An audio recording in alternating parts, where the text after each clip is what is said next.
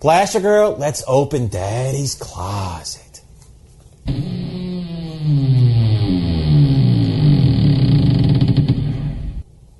You know, by the way, before you start reading the letters, you're going to be doing the readings again? Of course, yes. Is that all right? It's fine by me. Listen, it produced for me maybe the hardest I've laughed since we started doing the show. I wish I could remember what episode number the Daddy's Closet segment premiered, because that was what somebody wrote in with the letter about the two frat guys down in Mexico on spring break where they were with a girl who kept saying okie dokie. Oh, they had a three-way with a girl who was handicapped. Yeah. Right, mentally handicapped, and they had a three-way with her, and she kept saying okie dokie. I think that has to be on the T-shirt somewhere, by the way. Okie dokie has to be on the T-shirt. It inspired great artwork, too. Go to the website and take a look at the picture of the 2 days with a very hefty Mexican gal with a rose in her mouth.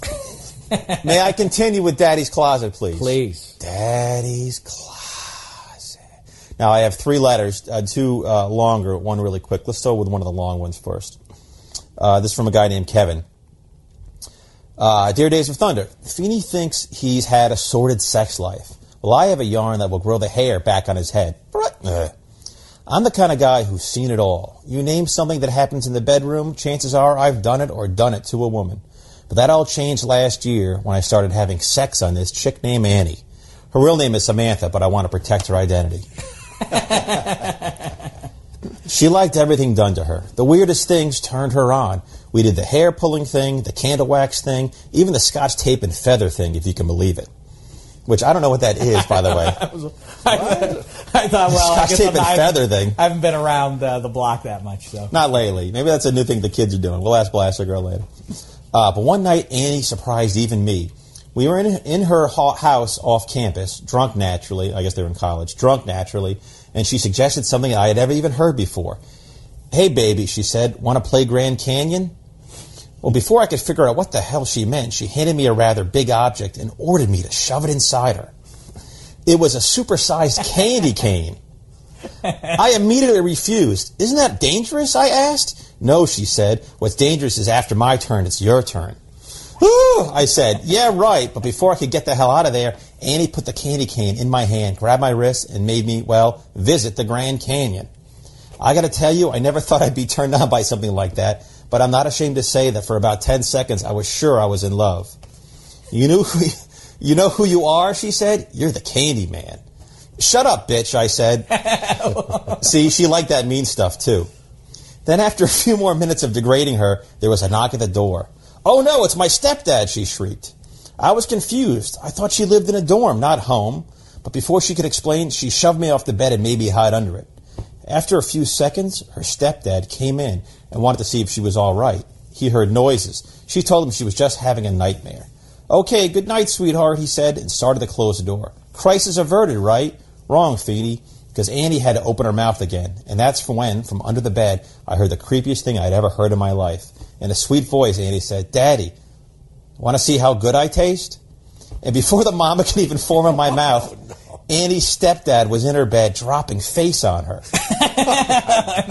No. You know who you are? You're the candy man, she said. Her stepdad came up for air and said, you bet your ass I am. Well, that did it. I thought I was the candy man. Sure. At that point, I didn't care if I got in trouble or got murdered or what, because I jumped out from under the bed and ran out of the house. I don't know what bothered me more. One, that neither Annie nor her stepdad stirred or stopped me when I sprinted out. Or two, that I found out the next day that Annie didn't even have a stepdad. In fact, her parents were never divorced. That Feeny is a freak. More jacuzzi thoughts, Kevin. Wow, that was a weird one. That's insane, that story. It starts one way and goes the other way. It's crazy. I didn't understand. He's in a dorm. Where are the right? Oh, just bizarre.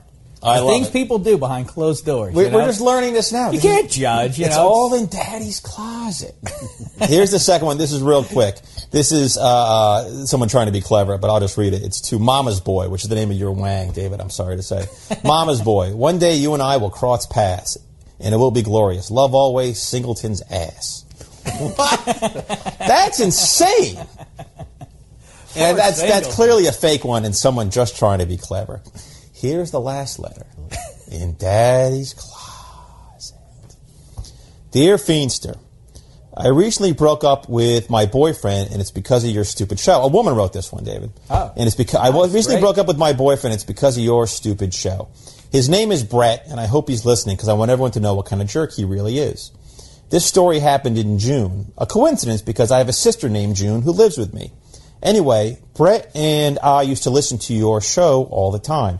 We never missed an episode, including the one where you, Feeney, talked about your ex-girlfriend making you pretend to rape her on the football field. It was a jogging track, but I understand your point. The football field. Well, Brett and I heard that show and realized that our sex life had become a little boring. We had done everything, you know. Backyards, underwater, on planes. If Brett had a body part, chances are it was inside me at one point. So looking to spice things up, we wanted to do what you and your ex did. But since there wasn't a football field near us, we decided to play another role-playing game. I would pretend I'm asleep, and Brett would put on gloves and a mask and pretend to be a burglar. He'd break in and discover me in my room. I, in turn, would be startled awake and demand he leave before I call the police. That's when Brett, in the fantasy, he said his name was Tyrone. That's another thing that sucked about him. He was racist. He was racist. Would advance on me, put tape over my mouth, unzip me, and, to put it to his words, he would blow up my vagina safe with his man dynamite. Oh, man. Well, the night we decided to do it, I was a little nervous, so I got tipsy on wine, put on Brett's favorite nightie, and got into bed. Clearly, I had too much wine to drink because around 2 a.m. I woke up to the sound of struggling coming from the next room. Apparently, Brett broke into the wrong bedroom. It was in the middle of having sex with my sister, June. I started screaming. Brett, Tyrone, feigned innocence, but I knew the truth. First, he's a terrible liar. And second, June only has one leg. She lost it in a ski accident when we were kids. Come on, there's no way in hell he could have confused her with me. Even if she had the leg on, it's made of plastic and it rattles. You notice things like that. I couldn't get mad at June for screwing my boyfriend. She's got one leg, for crying out loud. When's the next time any man's going to want to see her naked? But I sure did let Brett have it. I broke up with him right then and there. I was pretty sure I was making the right move, but when I walked him outside, that was the capper. When he got into the car, I saw that my DVD player was in the passenger seat. He had actually robbed me before he banged my sister. Can you believe that? What a method actor. What a piece of garbage. He gave it back to me, said, hey, it was worth a try, and sped away. I waited for his car to disappear before I walked back inside where June was waiting for me. She was crying, then said, he took my leg, sis. Then started crying some more.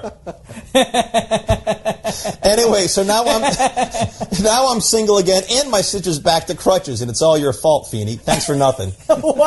Kristen. Why? Why would you take somebody's leg? What would he even do with that thing? I like the fact that that was the game he decided to play, and yet he did it just to rob them and take his sister's leg, his girlfriend's sister's leg. I don't understand it. Our fans are crazy. Blaster Girl, let's close Daddy's closet. And it's a leg, that has a rattle, no less. It's a plastic leg with a rattle that he clearly would have noticed if he was having that. It's all crazy to me, and now I'm nervous about our fans. I don't like them so much no more. I have so many questions. So she sleeps in the prosthetic leg. That seems very strange. No, I don't think she does. I think she had it to the side. And if she had the leg on, you would feel the rattle. You would hear the rattle, and if not, you would know that she had one leg. Either way, it's a bad story from the boyfriend's part. Well, I like that whether it comes from Tyrone or if it comes from Kristen, either way, I'm glad that we can that quickly get rid of Mama's Boy as my Wang name and now Man Dynamite. I like that very much. I like that Our very fans much. are messed up people, but I love them. You know what? I don't want to judge. Forgive me for judging. Keep sending them in.